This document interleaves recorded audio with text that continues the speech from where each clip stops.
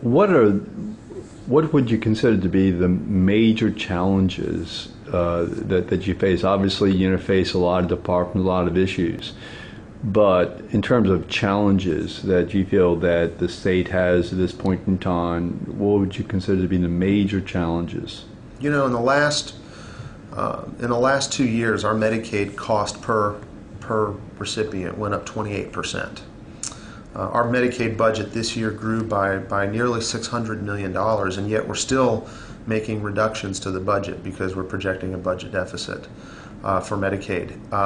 You combine that with the fact that we have consistently among the worst healthcare rankings in the United States, even when looking just at the Medicaid population, comparing to other state Medicaid programs, our outcomes are very poor, yet we rank 20th in expenditures. And so we're spending all this money with outcomes that really don't comport with what we're spending. So I think the biggest challenge, obviously, is we have to look at our system of funding healthcare for the poor. You know, we have 1.1 million, 1.2 million Medicaid recipients here in Louisiana.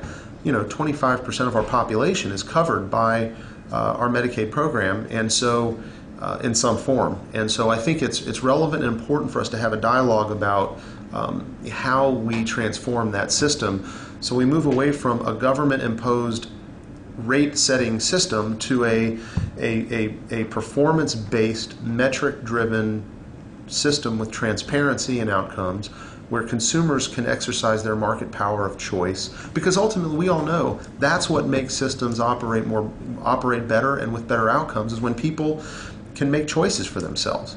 And I tell you, poor people are poor people are poor. Poor people aren't stupid. They're capable of making decisions if the information is presented to them in a way that they can understand it. And I think assuming that just because you're poor, you should get your health care over here and the government should tell you how to do it, I think that's a poor approach. And I think we're going to try to propose something a little bit different.